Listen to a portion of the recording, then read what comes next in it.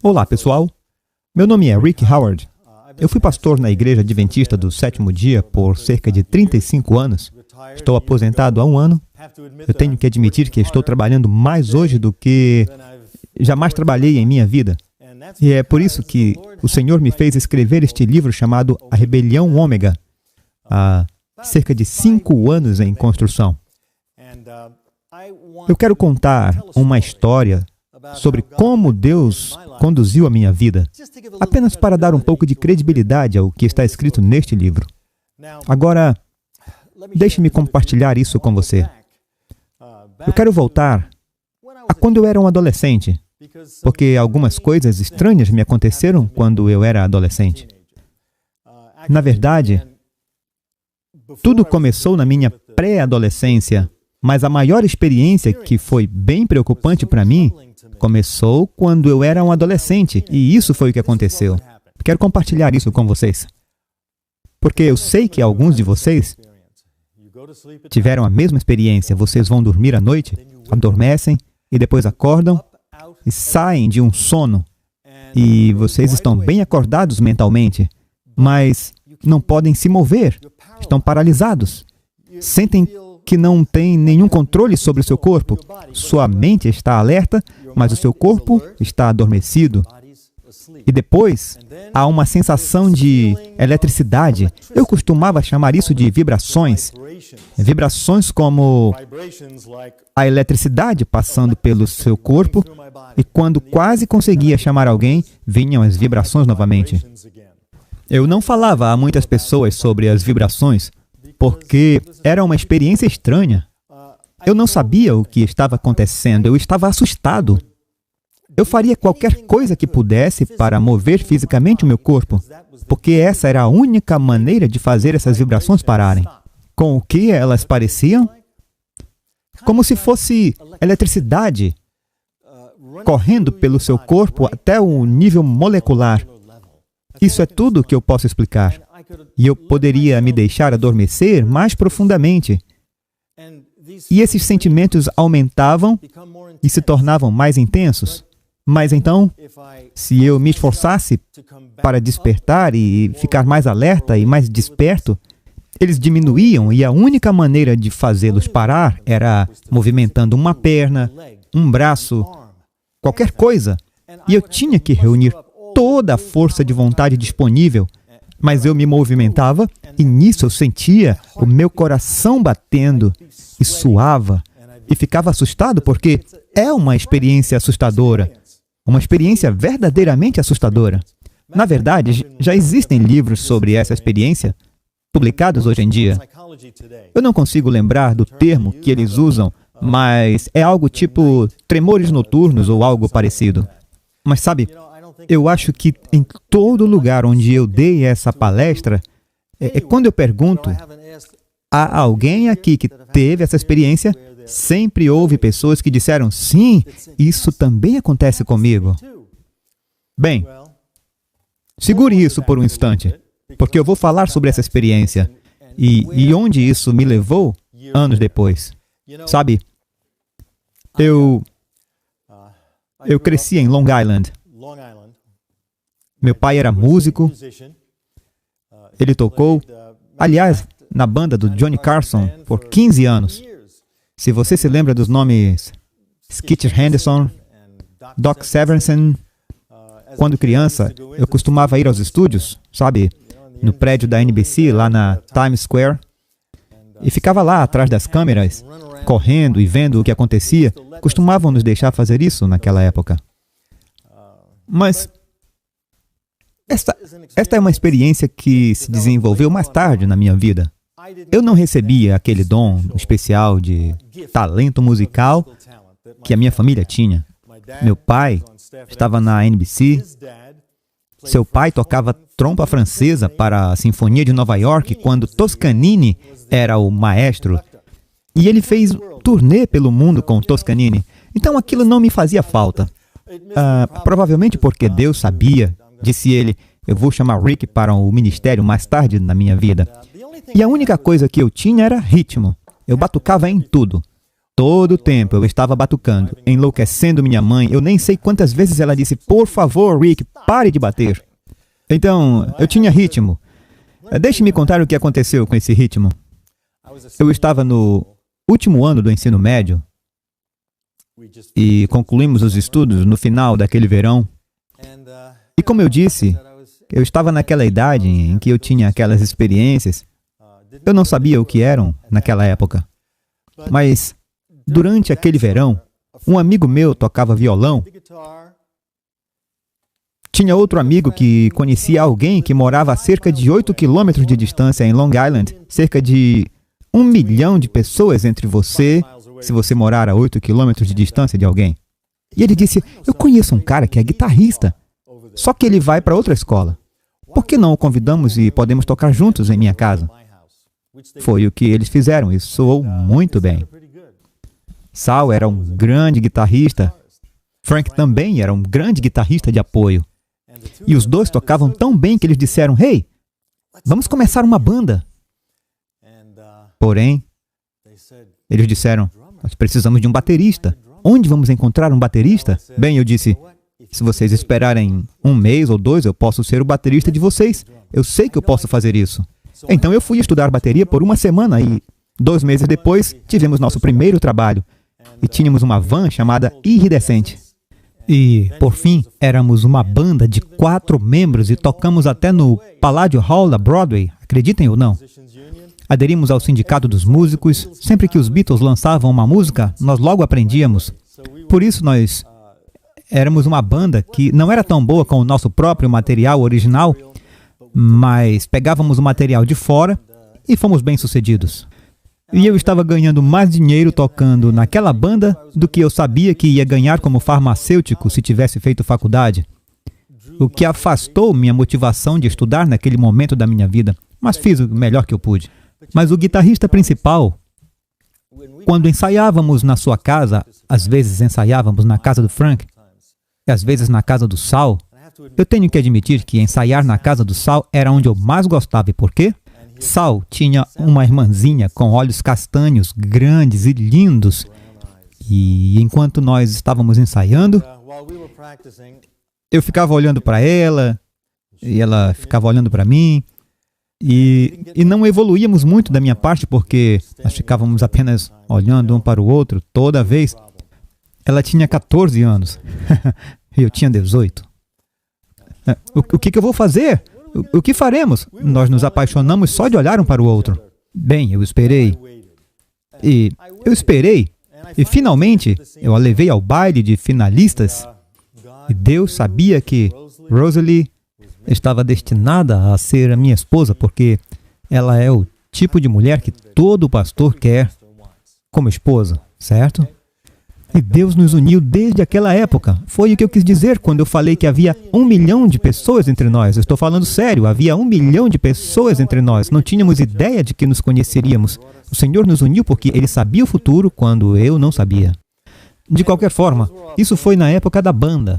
Nós tocamos em alguns dos melhores lugares de Long Island e em Nova York. E ao redor de toda aquela área ali. E foi divertido enquanto durou. Mas depois, Frank foi para o Havaí e era hora de a nossa banda se separar. E a vida mudou. Eu me casei com Rosalie, eu tinha 24 anos, ela tinha 20, e eu estava trabalhando como químico para a empresa American Cyanamid. E é aqui que a história começa.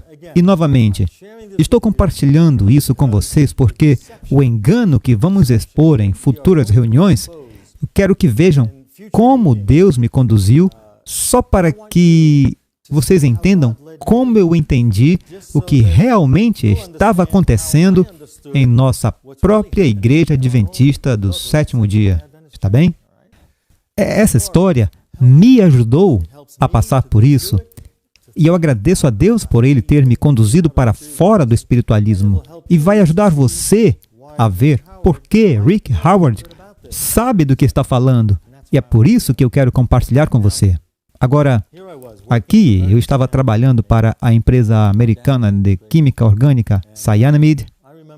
E eu me lembro de um almoço em que eu saí e, depois de comer, eu fui a uma livraria eu olhei alguns livros numa prateleira e vi um livro intitulado Viagens para Fora do Corpo, do Dr. Robert Monroe.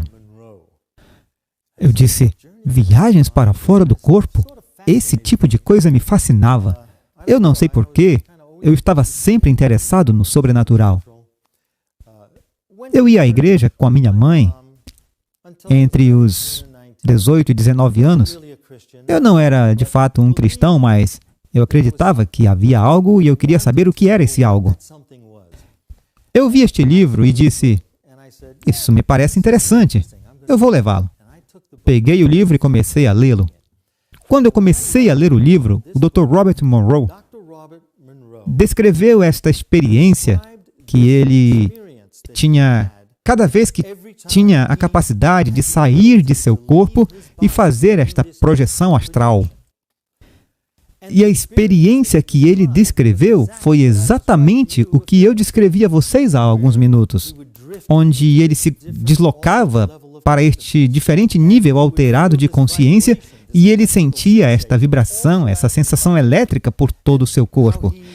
E como ele estava bem desperto mentalmente, mas não conseguia se mover, estava paralisado, tudo era o mesmo. Agora, você não imagina como eu me senti quando li isso. Ali estou eu, e eu não creio em nada, exceto que tem que haver algo. Também foi um momento em minha vida em que eu dizia para mim mesmo, tem que haver alguma coisa. Eu vou simplesmente morrer? Está na hora de desistir? De desistir e você morre e a sua consciência desaparece e você não é nada para sempre e sempre novamente? Eu não podia suportar esse pensamento. Aquilo me deixou louco. Eu tenho que admitir. Porque eu vi meu avô, o trompetista francês de Toscanini, a Sinfonia de Nova York. Eu o vi ter cerca de 15 ataques cardíacos. E quando eu tinha uns 10 anos de idade, ele finalmente disse, eu já vivi o suficiente, eu vou morrer. Não me traga mais água, não me traga comida. E ele estava falando sério. E ele morreu.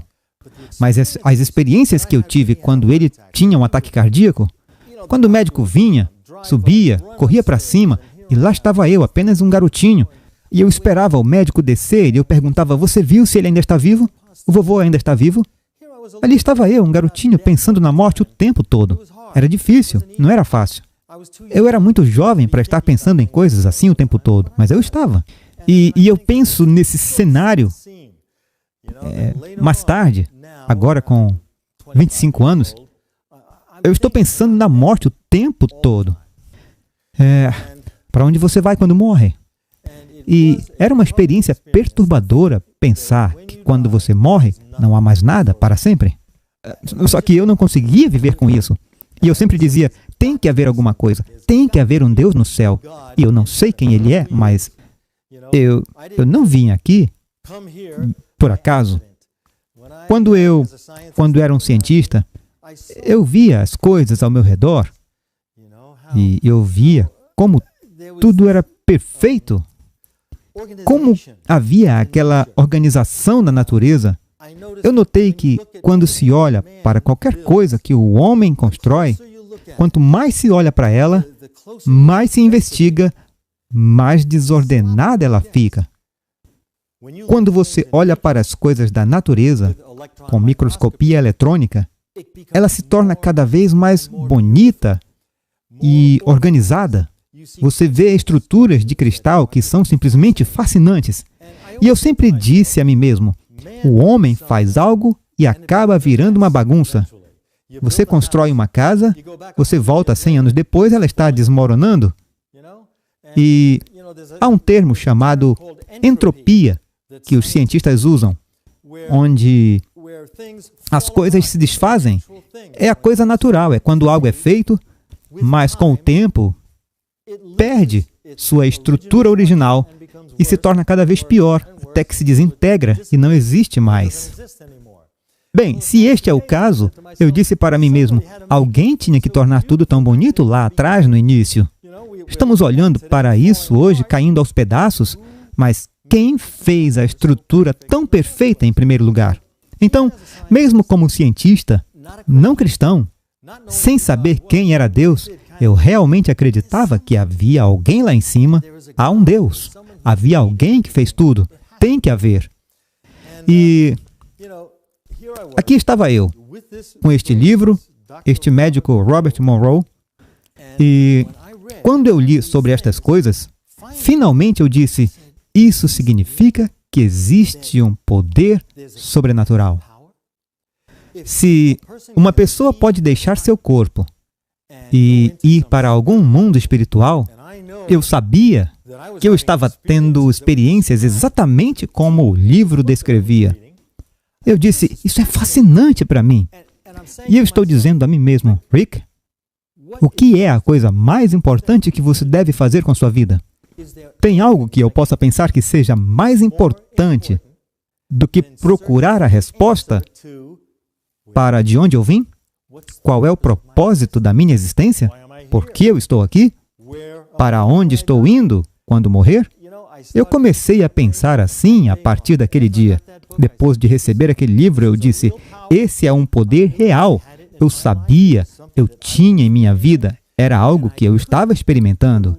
E eu só conseguia pensar que não há nada mais importante para um ser humano fazer do que procurar o sentido de sua existência enquanto ele está vivo.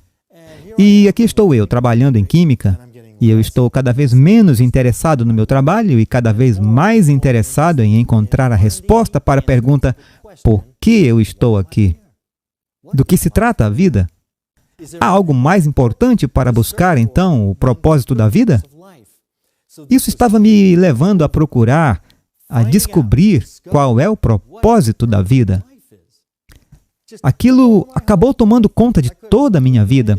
Eu não podia fazer mais nada. Vou trabalhar? Era nisso que eu estava pensando. Volto do trabalho para casa? Era nisso que eu estava pensando. Então eu comecei a procurar. E minha busca me levou primeiro ao método Silva de controle da mente. Método Silva de controle da mente. Dali eu fui levado a um médium espírita. Eu visitei aquele médium e... Que experiência assustadora! Não vou nem contar. Algo sobre isso me assustou. Agora, deixe-me compartilhar isso com vocês, amigos. Mais ou menos por 5 anos, todos os dias, eu orava uma média de 3 a 5 horas por dia. Eu estava de joelhos, suplicando a Deus. Algumas noites eu não dormia. E eu disse, eu não sei quem tu és, Deus. Se é Buda, se é Krishna, eu não sei quem tu és, mas me conduz à verdade. Durante 5 anos, eu busquei a verdade. Eu procurei de verdade. Mas eu também queria o fascínio do oculto e do sobrenatural. Era como se eu quisesse a verdade, mas eu queria que fosse isso. Eu queria que fosse sobrenatural, porque eu era fascinado por isso, e eu tinha essa capacidade, esse poder dentro de mim. Certo, então vamos prosseguir.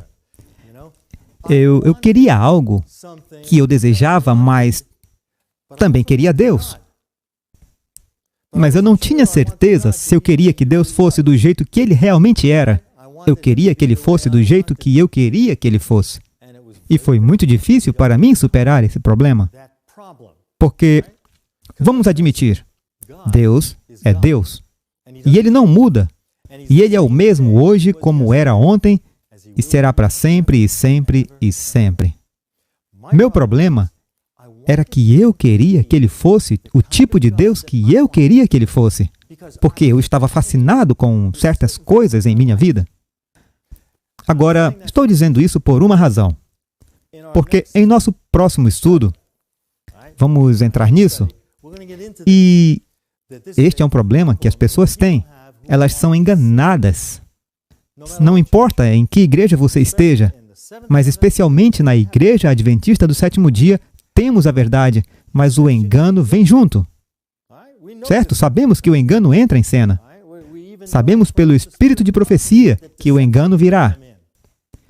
E ele entrará porque esse é um dos métodos e meios que Deus nos leva à verdade, ao avivamento, à reforma. Ele permite a entrada do erro. Certo? Portanto, temos que ter muito cuidado para não tornar Deus do jeito que nós queremos que Ele seja. Isso é muito importante. Lembre-se daquele texto em João 17:3. João 17:3, para que eu possa conhecê-lo, que a vida eterna, diz, a vida eterna é conhecer a Deus e Jesus Cristo, a quem Ele enviou. Portanto, aqui, ao invés de a vida eterna ser descrita como um período eterno de tempo, é tudo uma questão de relacionamento. E isso é a vida eterna. Que eles possam conhecer a Ti, o único Deus verdadeiro, e Jesus Cristo, a quem Tu enviaste. A vida eterna é descrita aqui como qualidade e não como duração de tempo. Agora, se é qualidade e conhecer Jesus Cristo, é melhor estarmos prontos para aceitar Deus do jeito que Ele é, do jeito que Ele nos diz que é, em vez de inventarmos um novo Deus. Sabe o que estou dizendo? Certo? Isso é importante. Bem, vamos voltar aqui. Eu estou pesquisando, estou estudando este livro do Dr. Robert Monroe. Estou tendo essa experiência. Acabo indo a uma médium espiritual e ela me diz que eu tenho este poder, que eu vou ser um médium espiritual, que há uma nova era que está chegando ao mundo e que eu fui escolhido, como ela foi, para ajudar a guiar o mundo nesta nova era de Aquários. Você já deve ter ouvido falar disso antes, a era de Aquários. Certo? Agora ela me contou coisas sobre mim que eu sabia que ela não poderia saber a menos que tivesse algum tipo de poder sobrenatural. Quer dizer, eu não sabia como funcionava naquela época. Eu não sabia que ela realmente tinha um espírito familiar e, por si só, não sabia nada a meu respeito. Que não era nenhum poder que ela tinha. Era um anjo caído que sabia tudo sobre mim e lhe comunicava esse conhecimento. E isso fez parecer para mim que ela tinha esse poder, essa capacidade de ver o futuro e de ver o meu passado. Ela acreditava que era capaz, mas eu sei agora, é claro, que ela estava enganada. E ela tinha um espírito familiar. Era disso que se tratava, certo? E é por isso que o Senhor avisa sobre essas coisas. Bem, uma noite eu fui a uma sessão na casa dela e nessa sessão me foi dada uma mensagem. Apareceu um pequeno espírito chamado Richard e a mensagem era para mim. E a mensagem era: você está no caminho certo e não há como voltar atrás. Uau! Certo? Foi uma noite que eu me lembro. Eu dirigi até a casa dela com a pior dor de cabeça que eu já tive em minha vida. Foi realmente a pior dor de cabeça que eu já tive em minha vida. E eu sentei naquele círculo com o resto dos discípulos daquela médium espiritual e a mulher sentada ao meu lado disse: alguém está com dor de cabeça. Eu disse: sim, sou eu. E ela disse: eu posso senti-la. Está bem aqui em cima, do lado direito da sua cabeça. E ela estava certa, estava latejando e latejando. Isso era o que estava acontecendo naquele pequeno círculo de pessoas, certo? Fenômenos sobrenaturais, certo? Estava acontecendo. E essas pessoas que eu não conhecia, eu pensava que estava indo para a sua casa sozinho. Eu estava no meio de um grupo de pessoas que eram todos discípulos dela, numa sessão espírita, e eu fiquei muito desconfortável. E eu fui para casa naquela noite com aquela mensagem: Rick, você está no caminho certo e não tem como voltar atrás. Eu tirei a Bíblia da prateleira quando cheguei em casa, cerca de 1 hora de carro de Connecticut até Long Island, e ela se abriu para um texto muito familiar que você provavelmente já ouviu antes, no capítulo 11 de Deuteronômio. Eu vou lhes dizer, sem olhar, que entre o teu povo não se encontre alguém que queime seu filho ou filha. E depois um monte de técnicas ocultas são mencionadas, bruxas, astrólogos, e depois a palavra necromante. Pois todos os que fazem essas coisas são abomináveis a Deus, e por causa dessas abominações, Deus os expulsará de diante de ti. Bem, eu sabia tudo menos necromante, certo? Necromante O que isso significa? Fui buscar no meu dicionário, procurei. Alguém que se comunica com os mortos. Eu disse, cara, foi o que eu acabei de fazer. Foi de onde eu acabei de vir. Uma sessão em que estávamos nos comunicando com os mortos. A Bíblia diz que quem faz isso é uma abominação e será expulso de Israel. Eu, por alguma razão, fiquei convencido de que, por ter feito aquilo, eu ia morrer. Mas não apenas morrer, eu ia ser apagado da existência para sempre. Essencialmente, uma segunda morte. Eu sei como os perdidos se sentirão no final dos tempos, quando não houver mais esperança, e eles souberem que serão destruídos para sempre. Porque foi assim que eu me senti. E eu me senti assim durante dias. E eu não conseguia nem dormir por dias, porque eu acreditava que assim que dormisse eu iria morrer e nunca mais acordaria, nunca mais. Eu tinha minha irmã, Gail. Com minha mão no peito, eu disse, Gail, se eu parar de respirar, me sacuda, não me deixe adormecer, porque eu vou morrer. Vou te contar, foi uma experiência bastante assustadora. Eu superei aquilo, não sei como, provavelmente Deus. Mesmo quando eu não conhecia o verdadeiro Deus, eu sei que Ele estava me vigiando. E eu disse, tudo bem, não mais religião. Eu tenho que lidar com isso por mim mesmo. Por 4 anos se passaram e eu estou estudando todas as religiões do mundo. Tenho lido tudo o que eu posso. Cristianismo, budismo, hinduísmo, etc. Uma biblioteca construída. Eu li tudo. E meu problema era que, sempre que eu estudava uma religião, eu encontrava contradições de autores que estavam escrevendo sobre a mesma religião. Eu lia um autor hindu e ele dizia isso. Eu lia outro autor hindu supostamente inspirado e ele dizia algo diferente. E isso estava me levando à distração. Como poderia ser? Havia algo me perturbando mais do que qualquer coisa. Eu queria ser santo. Eu sabia que eu era um pecador. Eu sabia que havia coisas em minha vida que eu não gostava. Eu queria renunciar.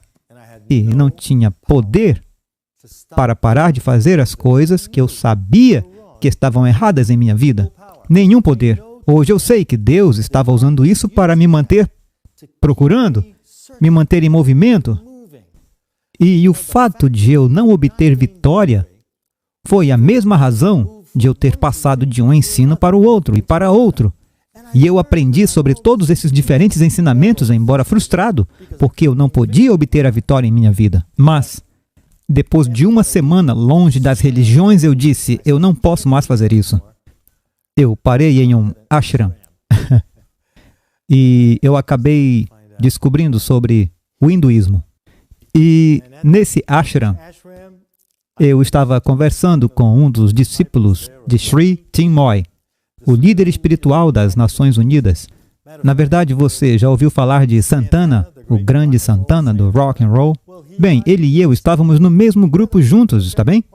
Nossas famílias.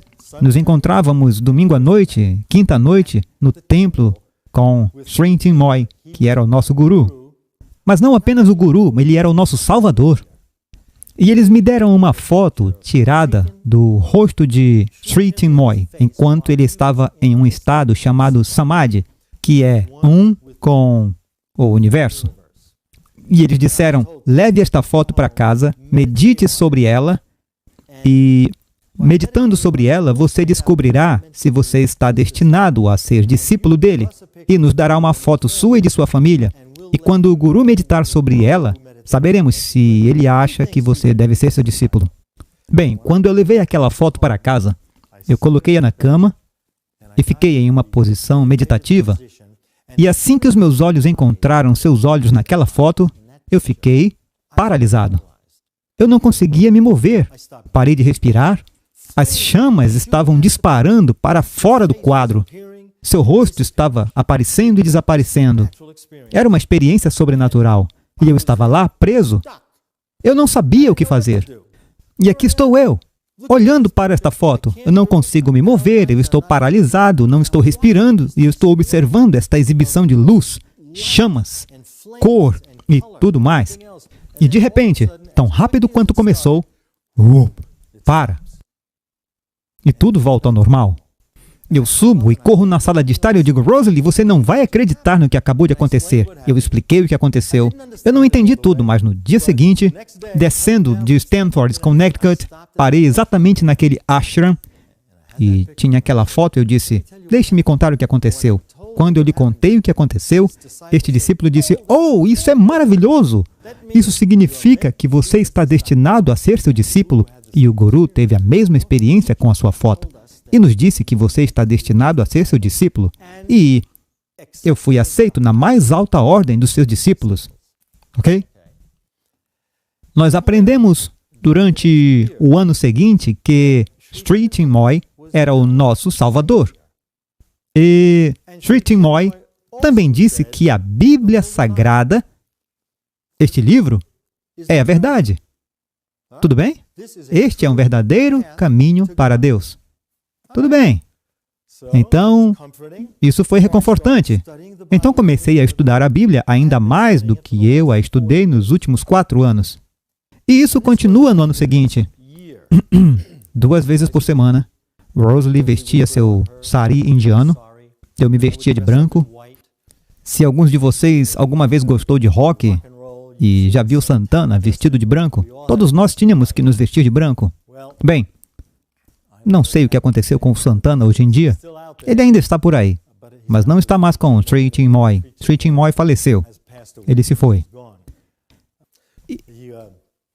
Ele foi o único que esteve na TV várias vezes, realizando grandes feitos de força. Ele levantava automóveis, coisas assim. Não sei se você já ouviu, mas, de qualquer forma, ao estudar a Bíblia, eu me deparo com Atos 4:12.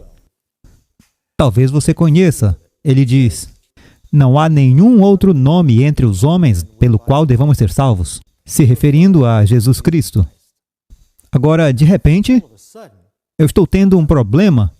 Sri Chinmoy me disse que ele era o meu Salvador e ele disse que a Bíblia Sagrada era a verdade.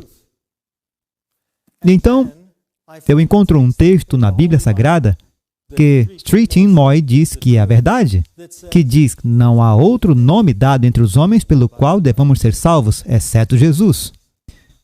E isso é um problema, porque Chinmoy me disse que ele era o meu Salvador. Então eu fiz uma pergunta.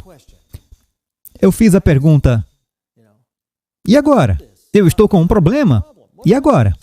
A resposta que eu recebo, bem, Rick, acho que você não pode acreditar em tudo que está na Bíblia. Uau! E agora? Eu pensei que ela fosse a verdade. Agora eu estou dizendo a mim mesmo, bem, agora me disseram que você não pode acreditar em tudo que está aqui, por um homem que diz ser o meu Salvador, mas me disse há 1 ano que você poderia acreditar em tudo que está aqui. E agora eu estava tendo um problema real. Então eu lancei minha vida sobre Deus. Eu caí de joelhos e disse, eu não sei quem tu és, Deus. Não sei se tu és Buda, Jesus, o Deus desconhecido, sem um nome, eu não sei. Mas tem uma coisa que eu sei. Eu sei que tu és real. E eu sei que se tu és real, tu sabes que eu quero a verdade mais do que a própria vida. E eu procurei. Procurei por 5 anos. E minha busca me levou por um beco sem saída atrás do outro. E eu disse, eu não posso mais fazer isso. Eu não posso descobrir o que é a verdade. Mas Deus pode me conduzir a ela. E Ele sabe, se é Deus, que eu estou falando sério, que eu quero a verdade mais do que a própria vida. E se Deus sabe que eu realmente sinto isso, Ele nunca permitiria que eu fosse enganado. Eu sabia. Como Ele poderia deixar que uma pessoa que quer a verdade mais do que a própria vida fosse enganada? Ele não faria isso. Se Ele é Deus, Ele não deixaria isso acontecer. E eu finalmente vi alguma luz no que eu estava fazendo. Eu disse, eu desisto, eu não procuro mais. E a partir daquele dia, eu passei todos os dias procurando a resposta a essa pergunta. Eu estava esperando o dia todo, todos os dias. Deus vai responder isso hoje? Ele vai me mostrar hoje? É Jesus neste livro ou é o ocultismo? Qual dos dois?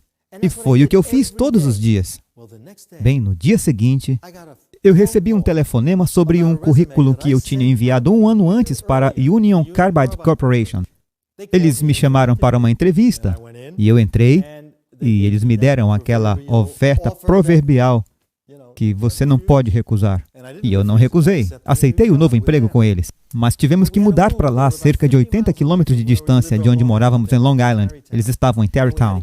Precisávamos de um lugar para morar lá. Tínhamos 2 pequenos nesta época, um de 3 anos de idade e outro recém-nascido. E conseguimos um jornal local onde começamos a procurar e encontramos um lugar perfeito. Parecia perfeito. Era uma propriedade de 5 acres, com uma casinha bem na frente, com 3 quartos, shakes de cedro por toda parte, uma garagem para 2 carros embaixo. E fomos olhá-la. E o homem que era o dono da mansão nos fundos com pilares, era uma verdadeira mansão, um cara legal. E ele estava nos mostrando esta casa que era perfeita para nós. Enquanto olhávamos para esta casa, agora lembre-se que eu estou procurando uma resposta à oração todos os dias, o dia todo. É Jesus? A Bíblia? Ou é o oculto? E o sobrenatural? Eu não sabia, eu fiquei fascinado com o sobrenatural e fiquei assustado com ele. Me veio um pensamento: existe um demônio? Este livro diz, existe? Será que estou sendo enganado por esse poder sobrenatural e por experiências que todos nós estávamos tendo? Até o pequeno Jason, aos 3 anos de idade, estava tendo experiências psíquicas. Será que estamos sendo enganados por esse poder sobrenatural do mal? Eu não sabia. Eu não tinha certeza. Eu estava procurando respostas. O cristianismo ou o ocultismo? Qual deles? E este homem está nos mostrando esta casa. E eu olho para o lado e vejo que há uma casa ao lado, através das árvores. E ele disse: se eu me mudasse para cá, quem seria o meu vizinho ali? E ele disse: Rick, eu não sei o nome dele, mas eu sei que ele é um pastor. Eu quase desmaiei. Agora é preciso entender de onde eu estava vindo. Aqui o homem está me dizendo que se eu me mudar para lá, meu vizinho será um pastor. E eu estava procurando a verdade de todo o coração. E eu entreguei a minha vida a Deus. Eu disse: tu me conduziste até aqui, porque eu não encontro. E aqui estou eu, sendo conduzido para ser vizinho de um pastor. E eu disse: qual igreja? E ele disse: Adventistas do 7º dia. E eu disse: quem? Eu tinha 28 anos. Nunca ouvi falar da igreja adventista, mas eu sabia que Deus estava me guiando. Eu sabia e tinha que descobrir no que os adventistas do 7º dia acreditavam. Quem são essas pessoas? E eu conheci o pastor. A primeira oportunidade que eu tive de ir lá e conhecer aquele vizinho, eu aproveitei. E acredite ou não, eu até usei a sua lata de lixo. Eu coloquei aquela foto do guru na sua lata de lixo. E ela estava ali, jogada no fundo. E eu o vi olhando para ela. E ele se assustou. E nós 2 rimos tanto disso até hoje, porque ele é pastor na Conferência da Califórnia. Já faz uns 25 anos que não nos víamos, mas o Senhor nos reuniu novamente, me permitiu vir aqui para o Oeste e compartilhar esta verdade. Mas de qualquer forma, estudamos 2 vezes por semana, na mesma noite, domingo à noite, quinta-feira à noite, as mesmas noites que costumávamos ir ao ashram. Agora tínhamos estudos bíblicos. Mas este pastor, ele não entendia tanto do ocultismo quanto alguém que tinha passado por essas experiências em sua igreja. Sidney Sweet é o seu nome. Sidney veio com o pastor e nós estudamos a Bíblia juntos. E tínhamos 2 ou 3 horas de estudo bíblico 2 vezes por semana. E a primeira vez que eu encontrei aquele pastor lá fora, perto daquele balde de lixo, ele me deu um livro chamado A Grande Controvérsia. E ele me disse que esse livro tinha sido escrito por uma profetisa. E eu peguei o livro, fui educado, fui muito simpático. Eu disse: oh, obrigado. E eu levei para casa, coloquei-o na prateleira. E quando eu entrei, eu disse a mim mesmo: ah, não, outro profeta não. Vejam, durante 5 anos, era só isso que eu lia. Era profeta atrás de profeta e tendo todos esses problemas. Eles discordavam um do outro. Todos eram inspirados. Todos os livros que eu havia estudado por todos aqueles anos, supostamente, vinham de pessoas que eram inspiradas por Deus. E quando ele me deu aquele livro, eu não estava preparado para ele. Eu o guardei. Mas sabe de uma coisa? Era plano de Deus que eu o guardasse. Deus não queria que eu lesse aquele livro naquela época. E queria que meu pastor vizinho me desse e me dissesse que era uma profetisa. E ele o fez. Deus queria que isso acontecesse.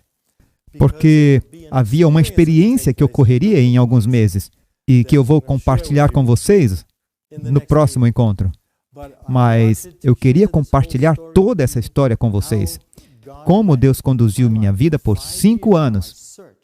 Como eu procurei e me perguntei durante esses 5 anos, depois de me tornar cristão. 5 anos. 5 anos. 5 anos. Eu queria a verdade desde o primeiro dia. Certo? Desde o primeiro dia. Mas o Senhor tinha outro plano. O Senhor queria que eu tivesse as experiências que eu tive durante esses 5 anos por uma razão.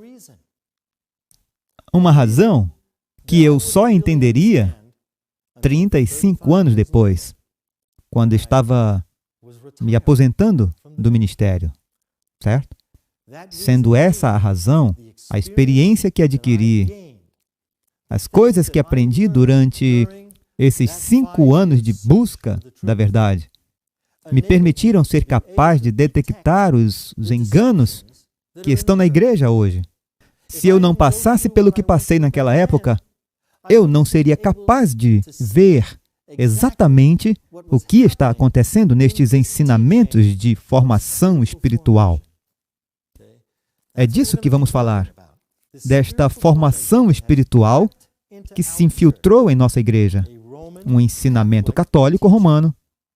Um ensinamento católico romano que o Papa João Paulo II, que faleceu há anos atrás, em sua própria escrita, diz, em sua maior carta apostólica, diz, é a principal ferramenta na evangelização do mundo inteiro. Certo? Pense nisso. Formação espiritual, espiritualidade contemplativa. É assim que está sendo chamado hoje em dia? Orações centrantes. Certo? Uma oração que o conduza a um estado de consciência alterado, inserindo no próprio coração dessa disciplina católica romana, que chamamos de formação espiritual, pretende ser a principal ferramenta na evangelização do mundo, segundo o Papa João Paulo II. Agora, nós, como adventistas do 7º dia, sabemos que o mundo inteiro se maravilha diante da besta no final dos tempos, não é verdade? Sabemos disso. Acreditamos que é o coração da mensagem dos 3 anjos, não é? Sabemos que isso acontecerá.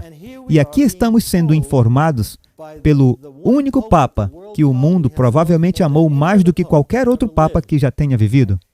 Ele diz que este ensinamento que vocês adotaram em nossa própria igreja é a principal ferramenta a ser usada para conquistar o mundo inteiro de volta ao catolicismo romano.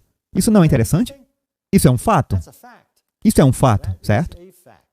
E é por isso que o Senhor me fez escrever este livro. E você pode ler essa carta apostólica aqui nas páginas 189 e 190. Essas são as palavras do próprio Papa. Na verdade, eu vou lê-las para você agora mesmo. Esta é da mão do Papa João Paulo II. Dignos de menção especial são os vários projetos para fazer com que a vida contemplativa se enraize. A vida contemplativa é formação espiritual. O aspecto sobrenatural desse ensinamento, onde se ensina a entrar em um estado de consciência alterado. É isso que é o silêncio, e tem muitos outros nomes: solidão, quietude, lugar tranquilo. Tem centenas de nomes que são usados pelos defensores da formação espiritual em todas as partes do mundo. Certo? Merecem menção especial os vários projetos para enraizar a vida contemplativa, já que a vida contemplativa pertence à plenitude da Igreja. O que o Papa está dizendo é nosso ensinamento. E sabemos que é desenvolvido a partir dos 13 exercícios espirituais de Inácio de Loyola. Loyola, o fundador dos jesuítas, aquele que aprendemos no Espírito de Profecia, é uma das organizações mais cruéis do mundo, certo? Certo? Os jesuítas são destacados na grande controvérsia e nos é dito que é uma das organizações mais cruéis que já existiu. Inácio de Loyola é o fundador do projeto. E em nosso próximo encontro, vamos falar sobre o reavivamento espiritual e a experiência que Inácio de Loyola teve como contemporâneo de Martinho Lutero. Os dois buscaram a Deus. Falaremos sobre isso mais tarde, mas ouçam isso agora. Os institutos religiosos da vida contemplativa e da vida ativa têm desempenhado e ainda desempenham o papel principal na evangelização do mundo. Amigos, vocês ouviram isso? A Igreja Católica Romana, o Papa, está dizendo que este ensinamento é nosso, que vem da Igreja, da espiritualidade contemplativa. E agora, temos institutos em todos os lugares que deveriam ser estabelecidos para ensiná-lo. E eles têm, porque nosso povo já foi lá para aprendê-lo. E depois nos dizem, ele desempenha o papel principal na evangelização do mundo. Sabe, como adventistas do sétimo dia, sabemos o que sabemos, que o mundo inteiro vai ser conquistado por um curto período de tempo no fim do mundo ao catolicismo romano, ou para apoiar o catolicismo romano. É melhor aprendermos do que se trata, não acha? Sim? Você não acha que isso é importante o suficiente para que possamos entender de onde veio esse ensinamento? E devemos ensiná-lo? Nós não fizemos isso? Temos pessoas em nossa igreja que simplesmente foram a esses institutos, aprenderam a disciplina, esta disciplina católica romana, trouxeram-na de volta à nossa igreja e agora ela está sendo ensinada em nossas faculdades e em outros lugares. E por muitos dos nossos líderes da nossa igreja. Agora, pessoal, eu digo líderes, Deus com certeza conduziu nossos líderes às posições que eles ocupam, certo? Eu sei que esta é a igreja de Deus, sem dúvida. Mas alguns deles foram para fora da igreja, como para o Instituto Shalem, perto da Conferência Geral em Washington, D.C. E eles estudaram este ensino. Eles foram para todo o retiro, todo o seminário e o trouxeram com eles.